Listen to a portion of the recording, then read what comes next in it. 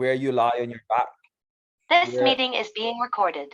Where you lie, see where you lie on your back, obviously with your legs fucking up in the air. You know how the seats, or the back pad's very low to the ground.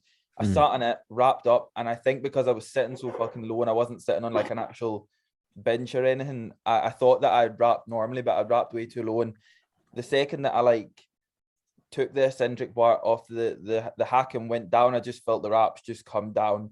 And I would literally just, I was like, fuck's sake, I might as well not even have put them on. But if I wrap up right, I think that there'll be a couple more reps there. I think I just died too quick, but I probably could have went a bit more consistent. Like I probably could have got 3 or 4 just continuous reps if they were on right. But I think because I knew straight away, I just had to kind of just bring myself together after like the second rep, and then I was able to take 6, but it was all right. Yeah. Get Sarah to put them on. Yeah. Honestly, I would love for somebody to wrap me up, because that's one thing, AJ, right? It takes fucking everything out of you. Like, oh mate, I remember like the last time I used wraps, I was probably 16 when I was in one of the first like bodybuilding gyms that I trained in, called Fitz Gym. I was on the leg press and this just random guy came over to me and he was like, "You're strong, be so much stronger with wraps. Watch this." So he was like, "Put your leg out." And I was like, all right, fucking hell.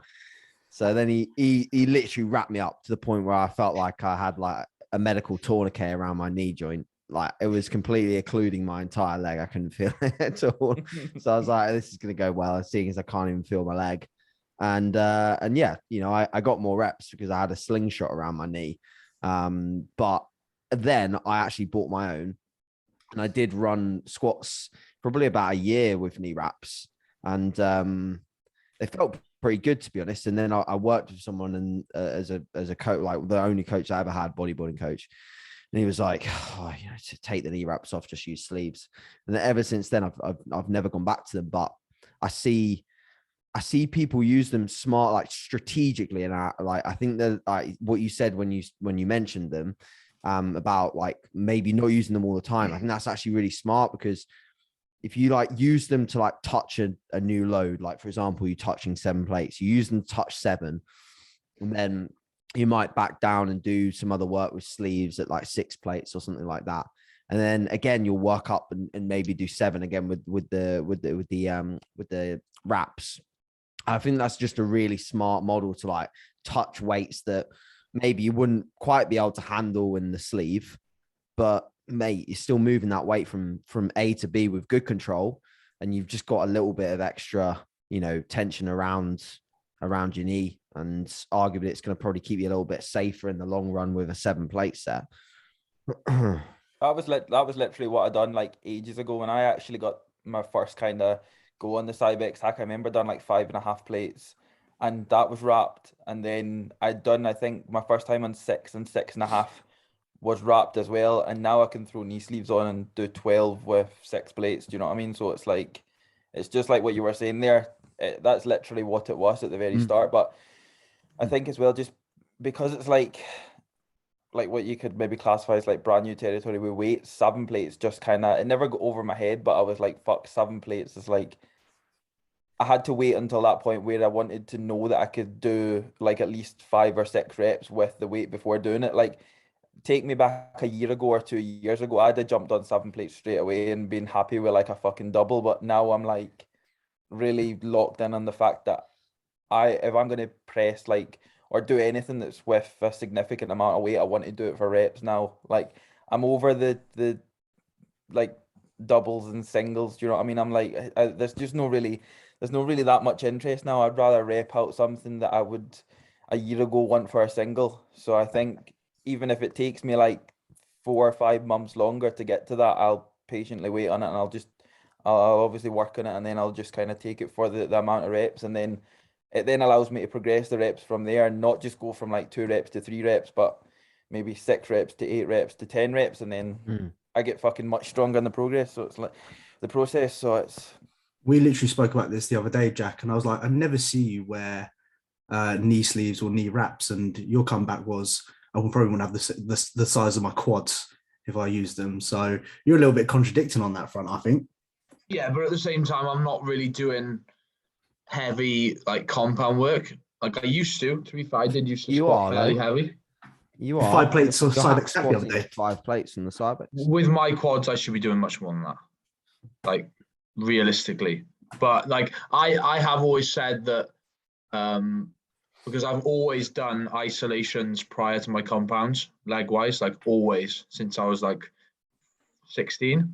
So I always did leg curls, always did leg extensions, and I felt that potentially that has sort of kept me knee injury free.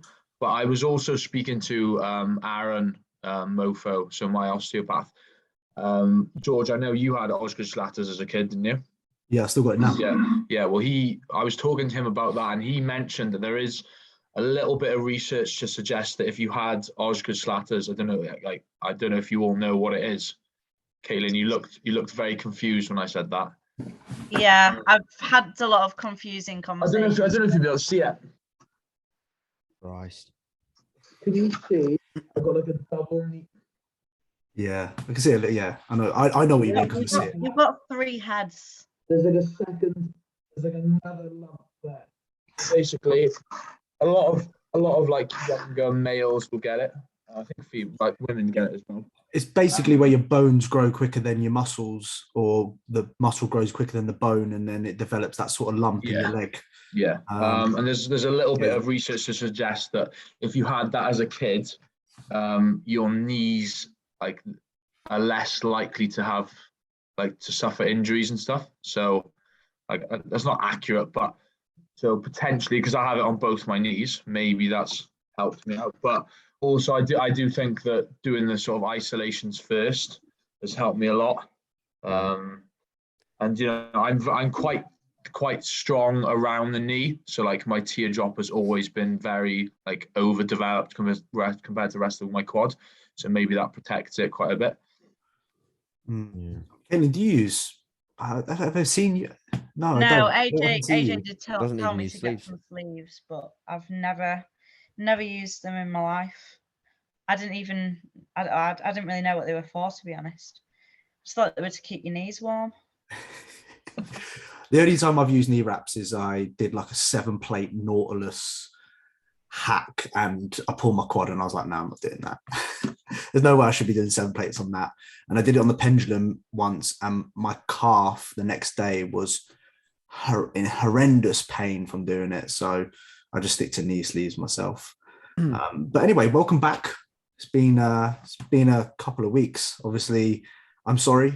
I didn't realize, obviously, turning into like a full-time adult now, if you want to call it that, where you've got responsibilities to look after a house and all these sort of things. Keith, you probably know about this as well recently.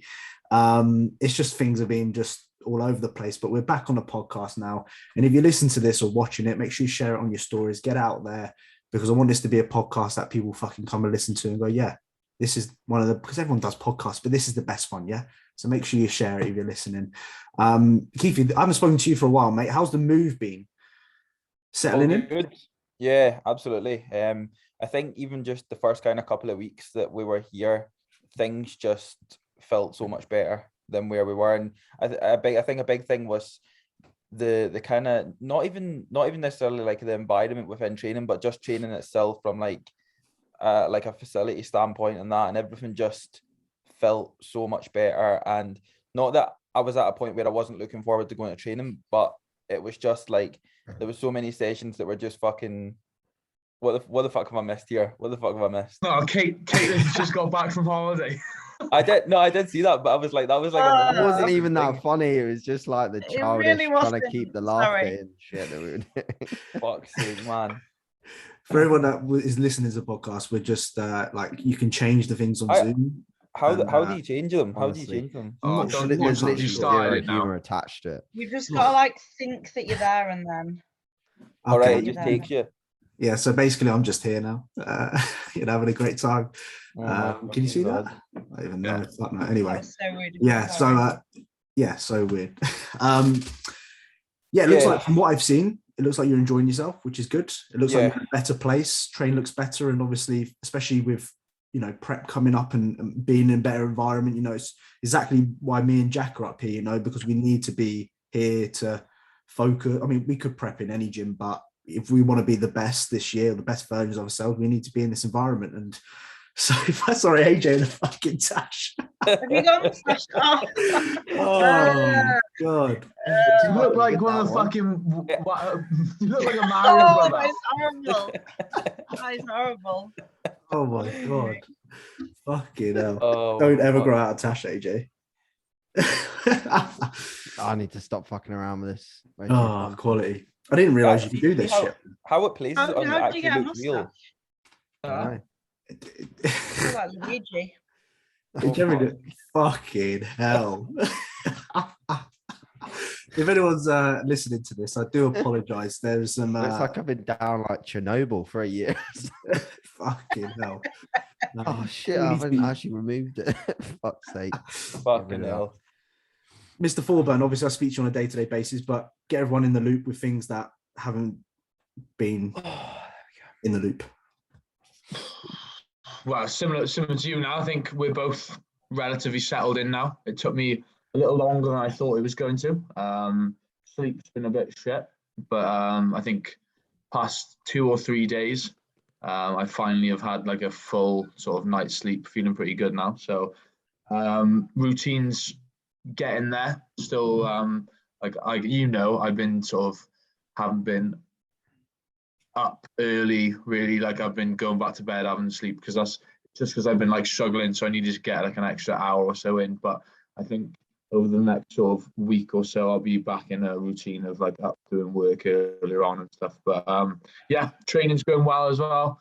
No complaints about at all. It's just continue to improve now. I was saying to Caitlin earlier, I shouldn't do it, but sometimes when I'm on a good roll, I question, when's it going to end? Like when's something bad going to come?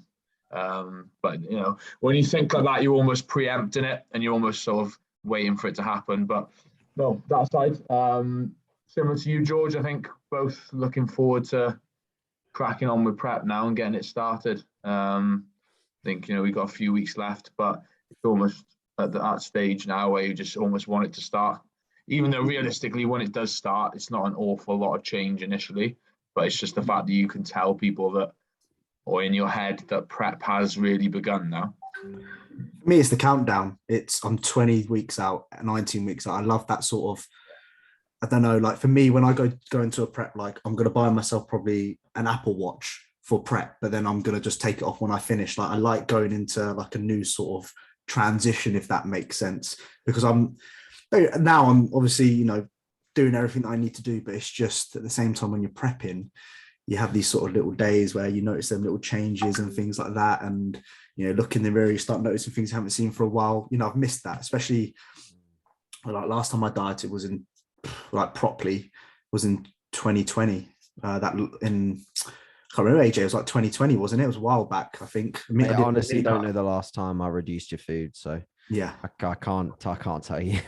So yeah, me, I'll talk about that now. Actually, obviously, we spoke this week, AJ, about potentially. Obviously, you'll look at me tomorrow. Potentially starting prep a little bit earlier, which I thought about over the past like 24 hours since we spoke about it, and it makes sense. Like right now, I'm not really going forward. I'm not really doing anything right now. Instead of just holding my scale weight. And whilst I know I can get into contest prep shape pretty easily, I think right now, if I can kind of remain ahead of the game and, like I said, I'm going to be listening to you moving forward instead of fucking what I did in 2019 was, do more and I don't want to start on that. But I think if I can get towards that sort of first show and I'm in a much better place than what I was before, I think it's going to be way easier for me. So yeah, obviously Jack's been seeing me. Even Gaz said the other day, like since I've been implementing those GDAs, mate, I look at myself and think I look fucking leaner here. I'm the same weight, but I just look tighter. Those magic Just GDAs. waited till the end of off season to have them in. What I think I should have done reflecting upon my off season is I probably should have done a mini cut about 8 months ago or so, because realistically I haven't progressed any further from like October time. Even before that, I'm still the same weight now. And I could probably eat a little bit more food now, but it's not going to do anything really. It's just going to be more hassle trying to get the weight off. So I should have pulled back a little bit, allow me to push a little bit longer leading up to this prep, go into it with a bit more momentum in a surplus, then obviously drop the hammer. But right now I'm just kind of like, what, almost kind of, if you want to call it, waiting just for the prep itself. I'm just waiting. Like, sometimes I think back to my last off season, I go, oh, I probably should have pulled back, but I don't actually regret staying there the whole time. I don't think you can regret it. No. Yeah, correct. I think you've also got to look at circumstances that are outside of just like pure body weight and body comp, because 8 months ago, mate, you're in a completely different place, like with your personal life, with things that you had to sort of in your digestion. Yeah. There are just so many things that like remove that aspect of maybe having a little bit more structure to that phase in your off season, which could have been implemented if we'd had your life in a completely standardized spot, which ultimately it will be in future off seasons to come, when where you're at right now, and life is stable and consistent, and there's less sort of massive fluctuations in terms of what's going on outside of the gym. So I think that's got to be taken into account. But like sort of a raise in the last check-in with you, mate, it's a case of right now you just hold and continue to just stay at 180 pounds. The reality is your body's basically telling you it doesn't really want to go above 180 pounds without putting in a colossal amount of calories, which for your body weight, it doesn't really make sense to stress out your digestive tract further. Mm-hmm. So you either hold for another like 3 weeks, which you've been doing for the last 6, 7, 8, 9, 10 weeks, and even more if we look at the long term, which I don't think is necessarily a bad thing. I think there's multiple reasons why we did that. Many things that we'd maybe change in the future, like, for example, the GDAs earlier on. But at least we got to see the effect. And then, so we either bag ourselves like 3 or 4 weeks more dieting, which means that's 3 or 4 more weeks. If you adhere to the plan properly, it's 3 or 4 more weeks of working your food back up.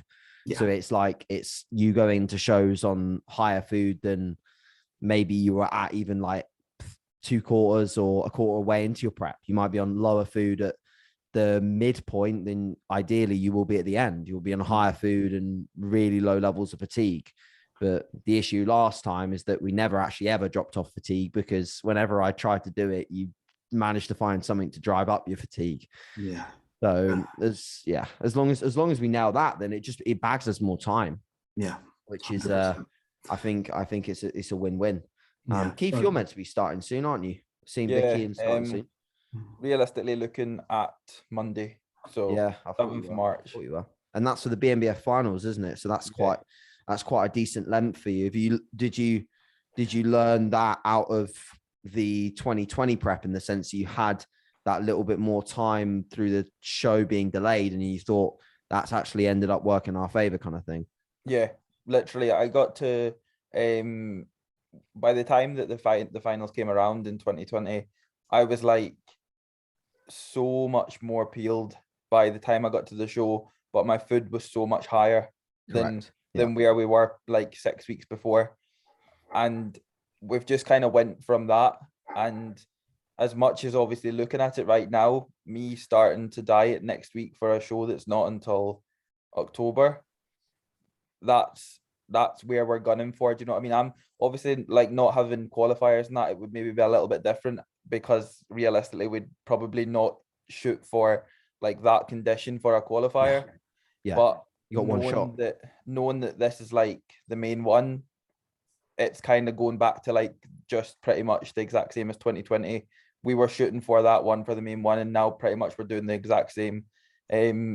Realistically, the Worlds are going to fall like 3 or 4 weeks after it. So I mean, depending what happens at the finals will really dictate how we kind of approach the following few weeks after that. But if I'm being honest, like my main goal is the finals. That's where I know that I'm going to be up against like all of the best on one stage. Whereas when I go to the Worlds, realistically, I'm not going to be against who I want to be against or up against the very, very best, unless I get to the overall, because I'll be put into a weight category. So not saying I'm not going to be against the best in the world, but obviously I'm only going to be in a weight category when realistically I'm looking to kind of put myself in to see where I fall in like an overall of the very best.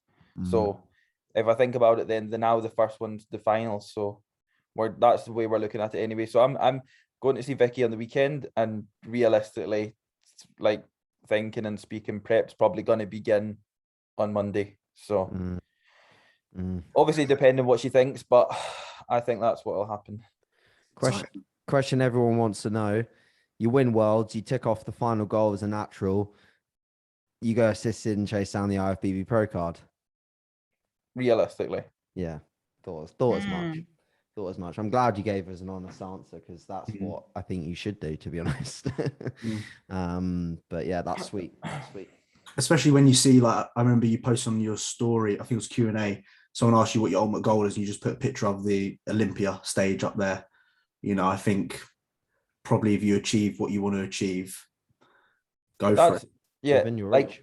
that's always been the goal. Like, I'll never not be honest and say that that's not the goal. But I think as well as, like, whenever I do the Q&As on Instagram, like, there's so many fucking questions of why you not made the jump, when are you making the jump? I refuse to answer any of them, just purely down to the fact that people are too concerned about when I'm going to make the jump over me actually getting, like, me keeping my head in the game on moving towards the goal. Like, everybody knows that's the goal, so just wait. Just like fuck, people are like, I don't know. It's just, I just refuse to answer any questions now about if people ask me that. Like, and to be honest with you, like, this is, you always get like half and half. There'll be lots of people that will support it and lots of people that will just really want to know, oh, when you're going to make the jump. Do you know what I mean?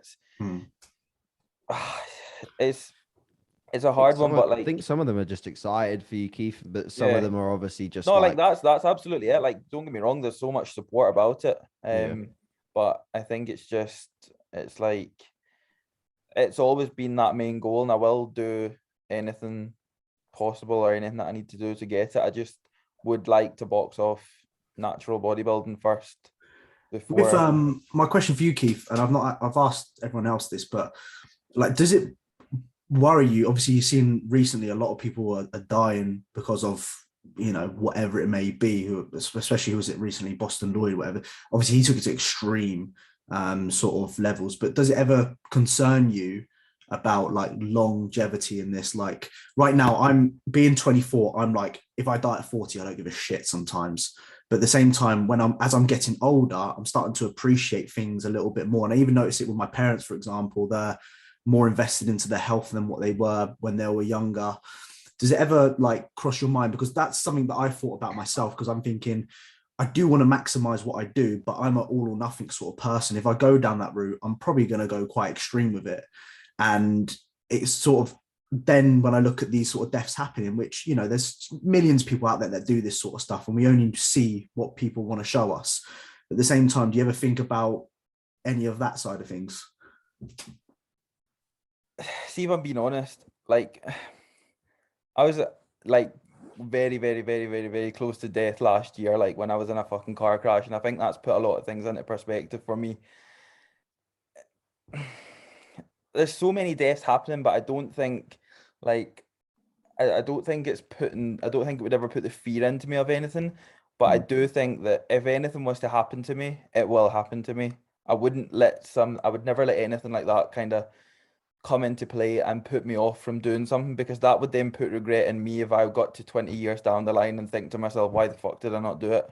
When I am like coming up to 45, do you know what I mean? And things are too late for what my ultimate goal was when I was like at this age. Like, being like 23 now, and the kind of stuff that I've put aside to put towards the goal is nowhere near enough for anything to really put the kind of fear into me of not doing something, kind of thing, if that makes sense. But I think just because of it being the main overall goal, like, and seeing everything that we're seeing now, I think all of the stuff that you see on social media, people are just putting down to, obviously, all of these people are using performance enhancing drugs, and they're being highlighted as the people who are dying. But the people who are also dying aside of that aren't using performance enhancing drugs, who have also had mad health conditions, who are also dying, nobody gives a fuck about. Do you know what I mean? So it's like, realistically, a year ago, 2 years ago, loads of people who were dying who would use performance enhancing drugs were never really highlighted as anything. So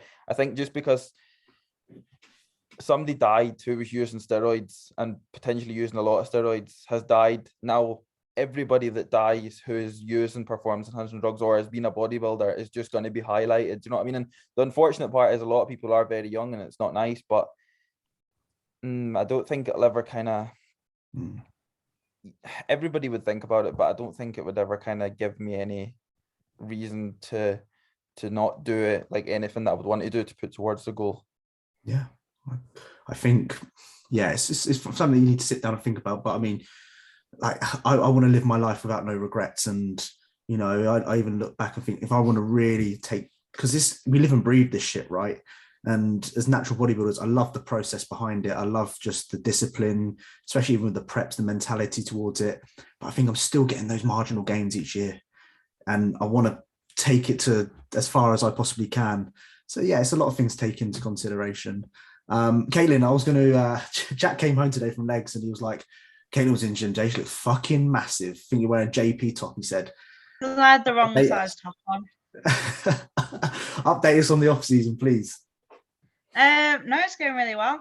Yeah. Like, I couldn't ask for anything more. Obviously, we finished up that first block of training, which was probably like one of the most progressive blocks that I've ever had, like stronger than ever.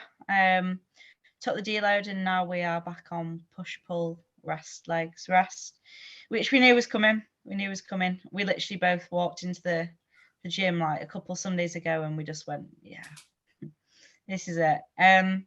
But yeah, like there's nothing too much to report. Like, food hasn't really been increased because body weight's been shifting up nicely. It's been like, my appetite's still really high, body composition's in an acceptable spot. I don't know whether this is going to be like carrying on for the next 6 to 8 weeks, but if it is, then I'm happy with that. It's like, unfortunately, the check-in responses aren't anything too crazy at the moment because it's just the same thing over and over again. Like, I've not really got anything to sort of report on that front, but like, I just couldn't be happier, to be fair. Like, really good routine and got movements in at the moment that are going to hopefully make me massive. Sometimes when it's like that, you know, when you haven't got much to report, everything's going well, it's not even a bad thing. I don't see it as a bad thing. If I had someone coming to me every single week and saying, this is a problem, that's a problem, this is a problem, I'd be more concerned, you know? So, yeah, I mean, plans for obviously you're going to be this year just full off season, taking... Yeah, I mean, Tom's put feelers out that maybe after this next run of training, if body composition's too far out, to pull back. But, you know, at the moment, looking at pictures, I don't think we've got any reason to pull back anytime soon. Appetite is still really high. Like, I can imagine we'd pull back if appetite was shit, but it's it's stupidly high still for like 5 months post show. And if we were to do that little pullback, it would sort of be to then like do like a slingshot effect, pull back and push forward again. But it's literally all on a needs basis right now. And like just making sure that I'm recovering enough, because this is the strongest I've ever been. And it came up like, I set some off-season lifting goals, which I always do when I finish a prep, and pretty much smashed them out of the park. So I didn't expect to get here so quickly. So now it's just like every single session doing something new, which is quite scary but exciting. Like, I'm loving training, which is one of the big things that like last off-season I got to a point where I kept sort of rocking up, but wasn't maybe as excited. And I think like the difference in mindset going into the gym is massively improved. The standards are higher, aren't they? At the end of the day, like, to take that sort of next step, you need to bring a higher quality to your training. Well, I need to be doing shit that I've never done before, and I need to be doing stuff that's not just like impressive for my body weight or for a girl. Like, it has to be actually impressive. So that's what I'm going to try and keep doing anyway. AJ, my friend, off season, how's it going?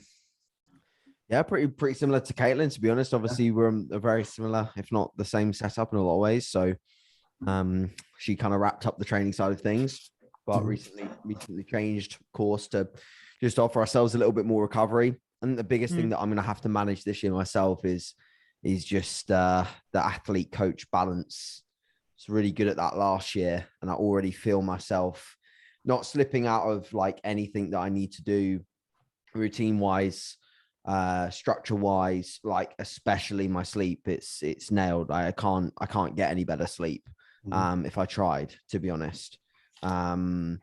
So all of that will stay intact because it has to, because it flows into me being a good coach as well. But the biggest issue is what goes on up here with me.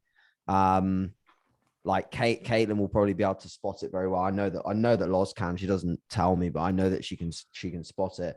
When I'm not more focused, but I've been pulled heavily in the direction of being a coach throughout the day.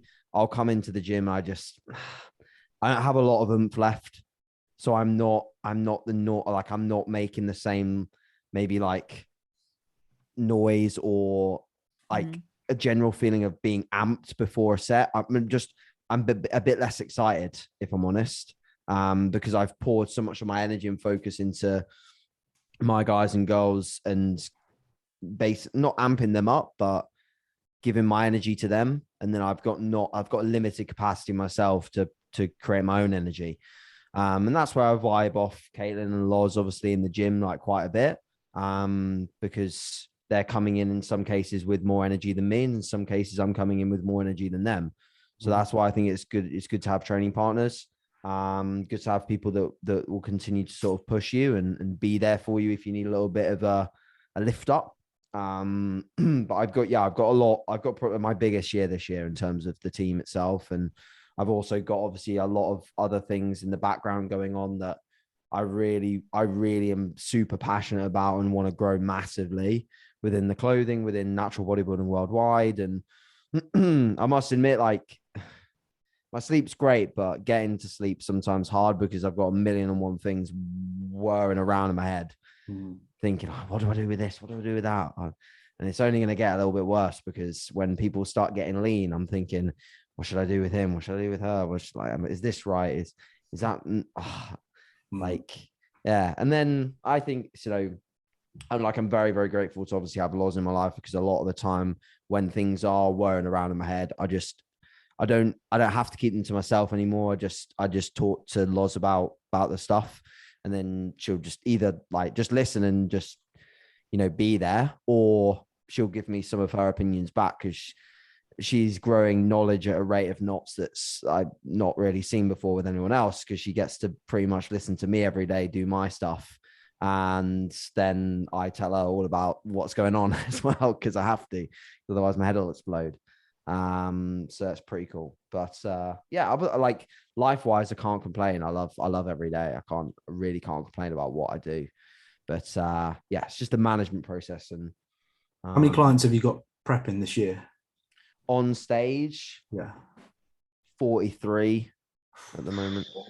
Fucking hell. Yeah. And what was that comparing to even last year? Yeah. Last year, it ended up being 12, 13. Wow. Yeah. Okay. Well. Obviously, 2019 was the last biggest year. And that was 21, 22. I've got it all in, like, as you can tell by the exact numbers, I've got it all in Google Sheets. Yeah. So yeah, like just even thinking about that now, that's a lot to deal with. Yeah. I mean, you see it yourself, man, and like you'll obviously see it even more so. Like the level of awareness that I'll give you will be more than I even gave you in 2019. Like when it comes to like getting close, like I'll be on you every single day without fail. And it will be the same with everyone else. So, but the thing that's difficult, mate, is I absolutely like love it. And I just need to make sure that I continue to, like, if I really want to be a good athlete myself, I've got to balance this act, because I either have got to make the decision, right, I ditch sleep completely, I ditch my routine completely, and I just basically become this coach that then takes on as many athletes as possible. I could probably double my roster and completely ruin my sleep.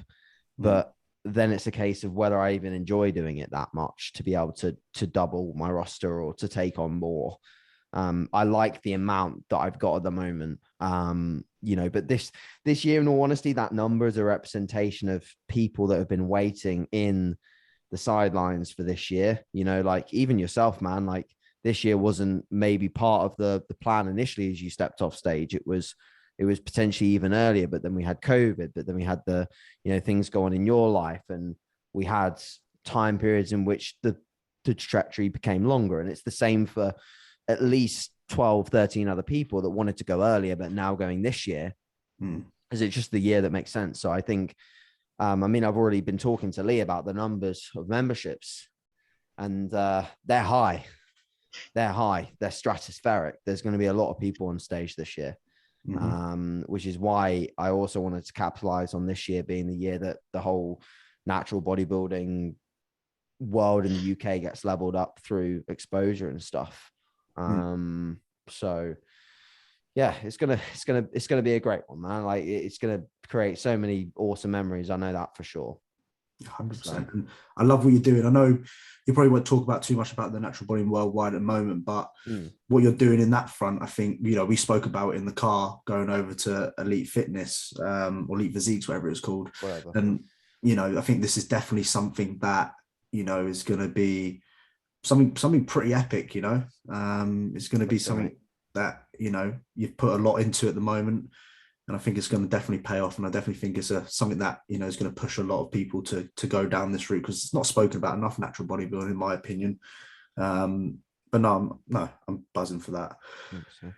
Thorburn, quickly. Obviously this year, prepping wise, like we even spoke about earlier, you was trying to like sort of plan out what you're going to do in terms of dropping your food. And I was like, mate, you can't be pissing about here. We need to get a move on here. We can't, because I know what you're like when adding in food.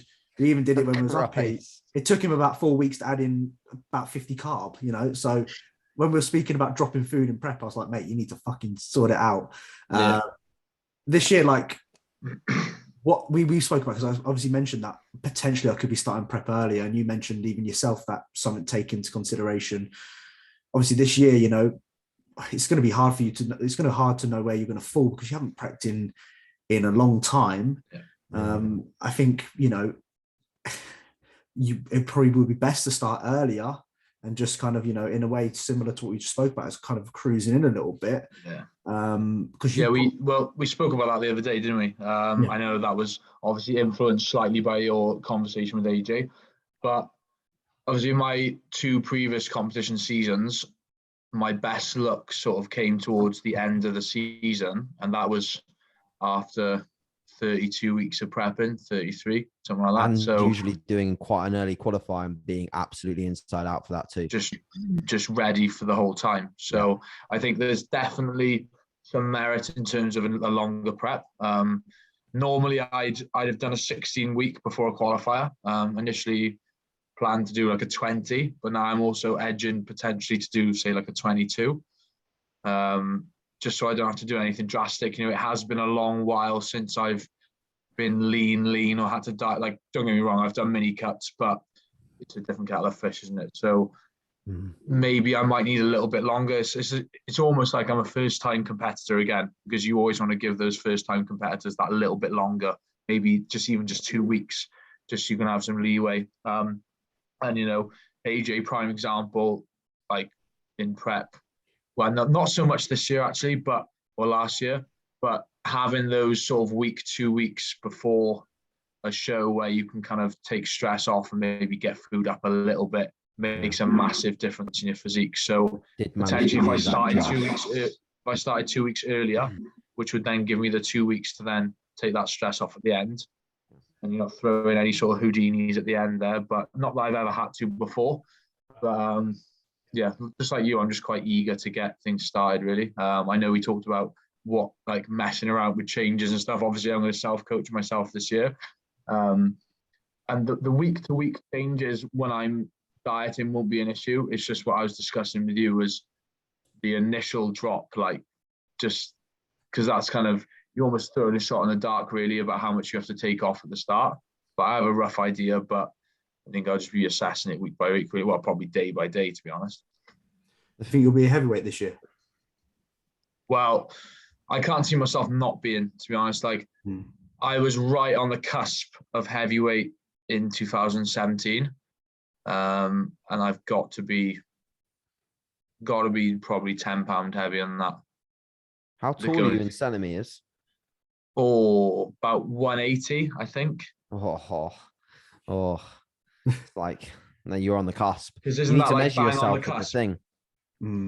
What I'll do is I'll pull a couple of heavy deadlifts the day before, Crush yourself down to compress medium. my spine down, and then I'll be fine. Well, no, the thing is you take, well, you probably won't need to do this because you'll be so good you won't need to worry, but you could take into account all the qualifiers, look at the tall versus the medium, and then either create a little bit more knee flexion or less knee flexion on the height. Well, I'll get one of those inversion tables as well. So if I need to get At the end of the day, you want to win the overall, mate. So, yeah, well, that's the thing. That's the thing, isn't it? Like, I aspire to win overalls. That's what I said to myself as well.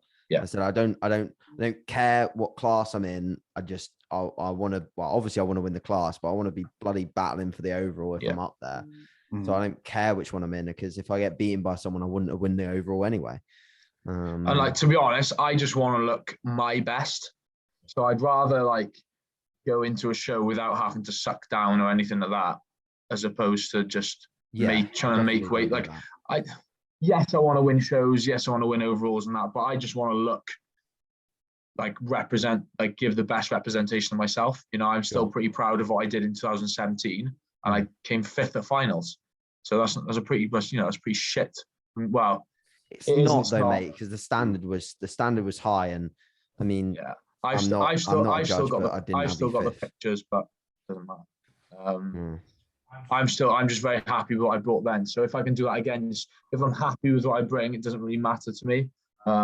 Which links back to the whole like, I compete because I train. Like, it links back to that, you know. I don't really care. It's just a byproduct of my training. So yes, I want to win, but I'm very competitive as well. But yeah, we'll just see. We'll see. I'm just very. I had no idea that you came 5th.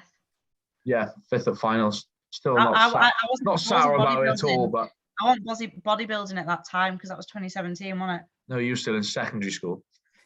Yeah, I was. Yeah, that's mad.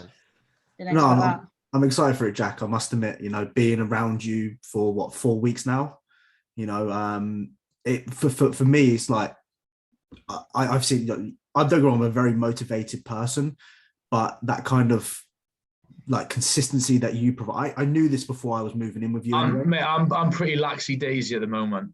Yeah. Yeah. But because your laxy daisy is still way above 99.9% of people that do this sort of stuff. And for me, like that keeps me like, not that I don't see as competition, but like I know when you don't slack, I'm like to myself, I can't slack. I've seen that in you as well though, which is good. Like have you seen, like now I'm like 3 meals in before training.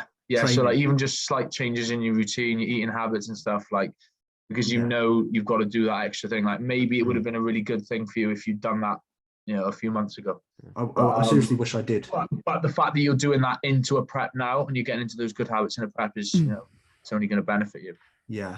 So I'm excited I'm also excited to see your aggressiveness, because you're an aggressive fucker in the gym. I love it. So when you're getting a bit more, mate, you almost sent that guy on the leg extension home today. Fuck me. He heard you as well. Man. You were like, can I say what you did or not? I don't give a shit. Everyone knows what. I think you shat yourself a bit when you realized he heard you as well, because I saw you like, because you're not a nasty person, but like he definitely heard you. You left like he then asked to jump in, and you were like, no. Yeah, you left like 4 plates on the leg extension, and this geezer walks up to it, and like I can see him walking closer, and then Jack's like on the glute drive watching, and then he touches it as if he's going to go on the leg extension. Jack's like, fucking 4 plates on the fucking machine, and then he turns and looks at Jack, and Jack's like, yeah, I'm on this, mate. Yeah, but it just fucking, that's one thing that boils me is like, if you've got plates on a machine, someone's obviously on it. Like, especially in Ultraflex, people don't leave like Fucking 4 plates, mate. people don't leave stuff on machines. Like they don't. So if there's weight on the machine, someone's on it.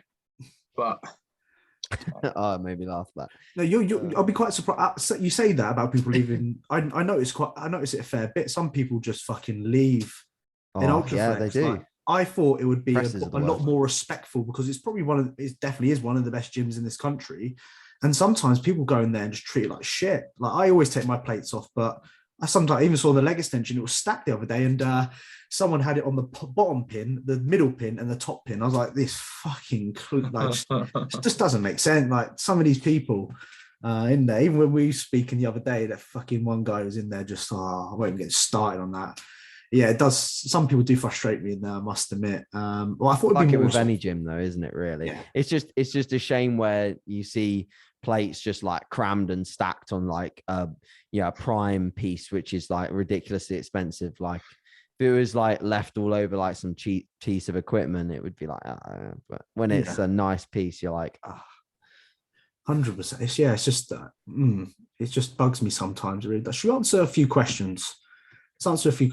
How long are we going for? About an hour, a bit less than an hour. First of all, what's everyone's favorite whey isolate? My one at the moment is the Strom. I think what they call it, Jack. Veloci-Whey. Is it Veloci-Whey? Is that isolate? Yeah. Veloci-Whey Yeah. ISO. It's really nice. Like that's the best one I've used since That trying or Mutant ISO. Mutant ISO is very good, and Dymatize. I've never used Dymatize. Dymatize is unreal, but it's very expensive. Very expensive. And I think it's only going to get more expensive. I think the price of proteins and the price of isolates has gone through the roof now. I So swear one of like JP's products is £65 for a 60 tub quid now. or something. Yeah. Wow. Yeah, I mean, Khifie, what about you, Sam? You've been quiet. I've never when I get put on my deplete at like peak week, I get put onto isolate like for two or 3 days, and I can't say I'm a fan. I think it's just too. I think isolate's just too like. I don't know. I maybe make it. Watery.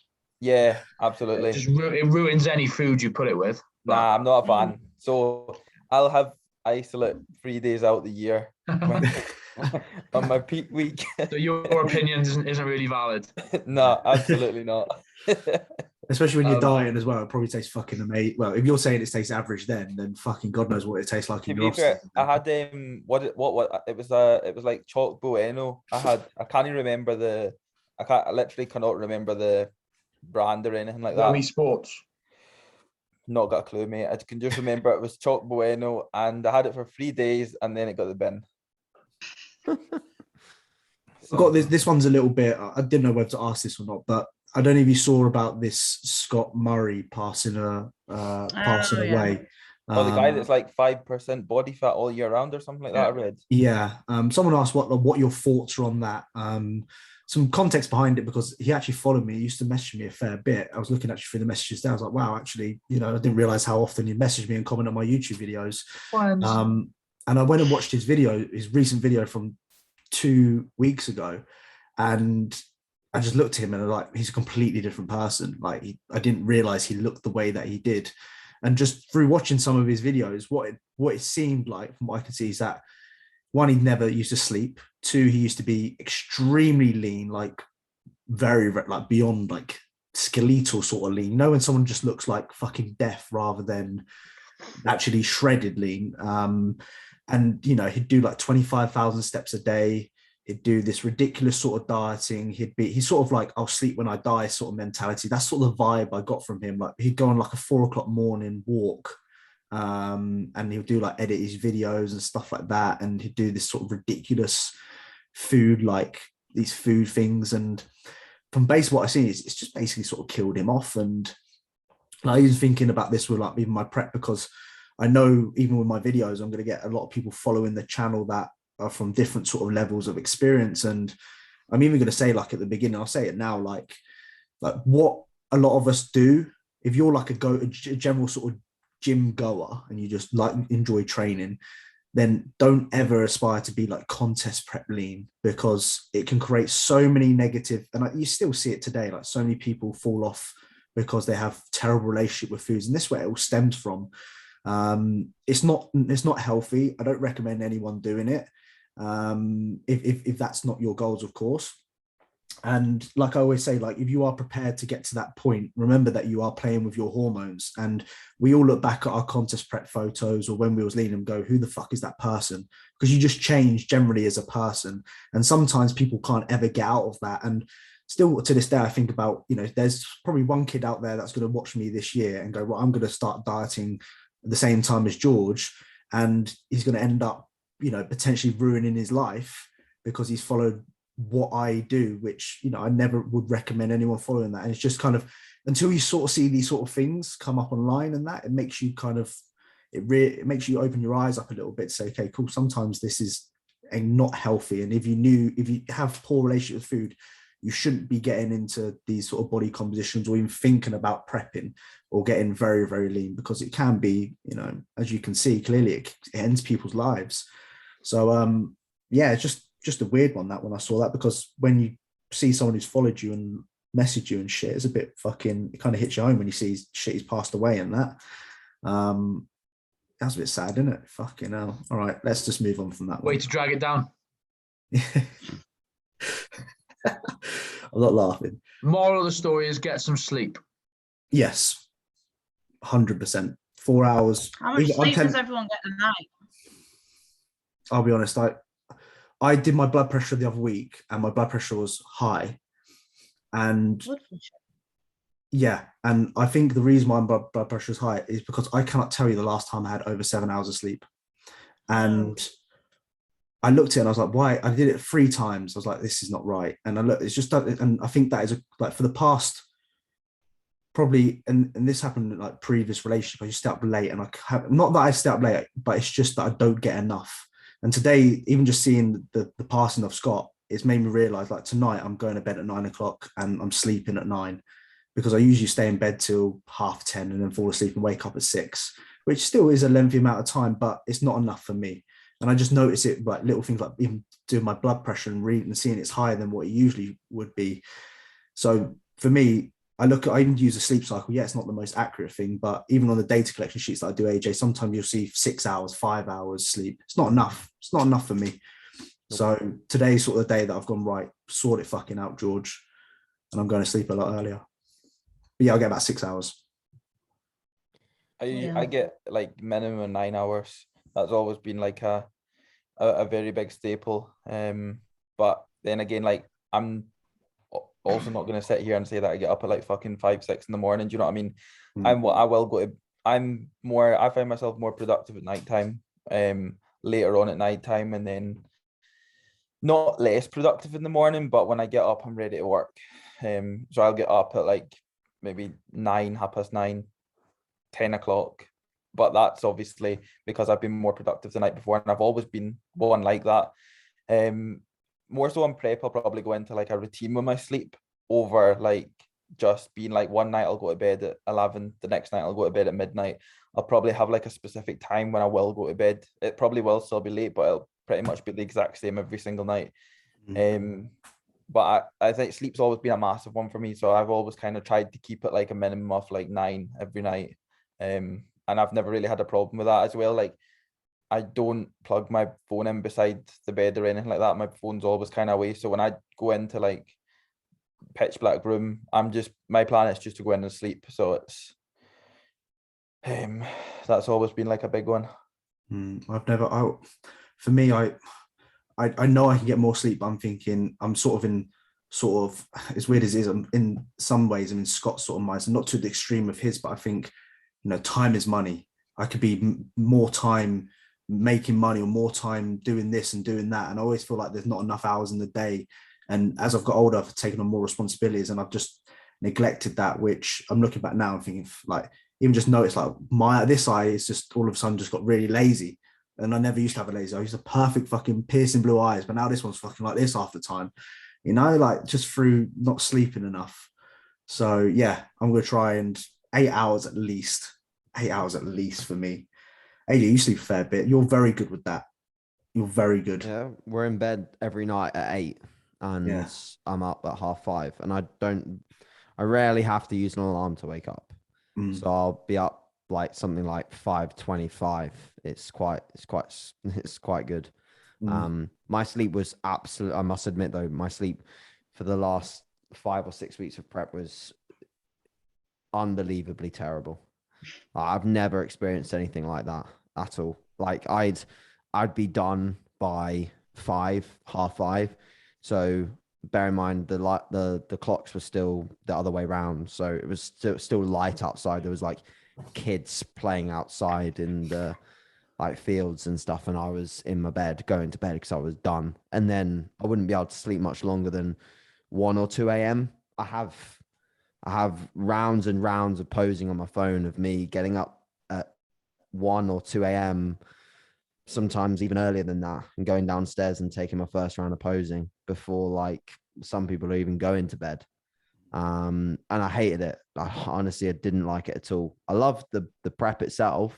I woke up excited every day, but I hated that routine because I just feel like I was just done by like, 11 a.m. and it just didn't feel right. And then in the gym, I felt pretty poor as well because I'd been up for 8-9 hours by the time I was getting to train. Yeah.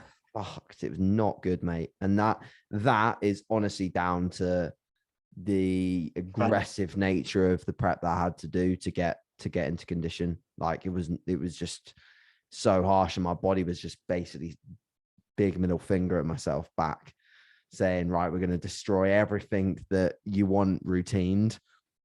And you that's what you get for trying to take off too much body weight in a short span of time. Was that when your food was really, really low? Yes. Yeah, it's when energy availability runs so many processes. So it's just survival mechanism, isn't it? Like, it is. Your right? body's telling you you're not sleeping, you got to go out and get food. Correct. Yeah. You've got no body fat left anywhere. Like, so we've not got any like other fuel sources to rely on. So go and eat something. Yeah. And then I wouldn't. And like, obviously I wasn't running high food at that point, and it is what it is. I mean, it worked to do all right at some shows, but it doesn't work for making you feel very good. And that's why arguably because my sleep up until the first show was relatively good. It was probably one of the things that I kept very, very consistent. And it wasn't as a fact of routine. It was just like, okay, how much leaner can I get? So let's pull food back down from the reversed food that I already had leading into the finals. Let's see how much leaner I can get. And then it just results in everything sort of falling down. Hence why I need someone controlling that side of things a little bit next time. How often do you sleep? Me? Yeah. Oh, sorry, I didn't hear you say my name. Sorry. I go You're a to bit bed later, at aren't you, 9:30. Caitlin? What's that? You're a bit later to bed, later to get up, aren't you? Yeah, I'm 9:30. I go to sleep, and then I wake up at 7:30. Yeah. So what's that? It's like 10 hours normally night. We've been at uni. Does that, because obviously being a uni shoot, everyone stays up till like fucking midnight, 2-3 o'clock in the morning. Does that not affect you at all? Not right now because I'm in my own house. Okay. But so like I'll just walk into my room at 9:30 and they know like Caitlin's off to bed. Yeah. But it was pretty rough in halls because like they'd 8:30, 9 they'd like get up out of bed for the like I'd see them for the first time in the day, and then sometimes I'd forget to put the lock on my room and it'd be like 1 a.m. and like people racking lines next to me. Get so annoyed. That's the thing. Like what I learned at uni is everyone has very different times. Like I had someone that never used to come out throughout the day. Ridiculous. Never used to come out at night. He'd just be like, come out and like, it'd be like a fuck man, it's like a demon coming out of his fucking closet. It's weird. They're absolutely insane. Like I remember waking up to what I thought was like them singing. I came out and full on girls scrapping, and I'm just there like, what the fuck's going on? I did have some fun times, but yeah, like you realize how different our schedules are to normal people, and Mhm. they'd be going to bed at like 3 a.m. But what's funny is because we're obviously immersed in the fitness industry, and a lot of the time we're talking to people within the industry, we consider this to be normal. Like our routines, we consider that normal, but you know, to everyone else in the population, it's not. Yeah. It's like when AJ said Caitlin goes to bed late and she goes to bed at 9:30. That's 9:30. like, what the fuck? That's extremely early, you know. I just go to bed late, me. Yeah. I don't play by the rules. I mean, when I was in my first year at uni, some of the most random thing I had is one of my the guy, wasn't a housemate, but in my halls, he was a drug dealer, and we got raided at 4 o'clock in the morning, and I had to come out. Fuck it, I got my handcuffs on, and I fucking all we were getting searched, and obviously I went back to bed after. I was just like, what the fuck just happened at 4 o'clock in the morning? But for some people, that's just normal. Just casually get raided. Fire alarms. It was the fire alarms for me. Yeah, oh yeah, the fire. Disgusting. Right. Anyway, we've been on for just over an hour. I think that's plenty of time. We didn't even do many questions, but we had a good catch up this week. As ever, guys, thank you for listening or watching this podcast. I haven't got anything. Comment on bottle if you've watched the whole thing. We will be back. Obviously, moving forward, there'll be plenty of things to talk about. Myself, Jack, Khifie, we're all going into prep, so there'll be a lot more updates, a lot more things that we can discuss, and all this sort of jazz. So I would love for you guys to be a part of it, and it's going to be a good fucking year for all of us. Really big year. So make sure you stay tuned. Make sure you lock into these podcasts, because this one is the best podcast you can listen to. I promise you. Yeah, lots of love, guys, and we'll see you guys in a bit. Bye.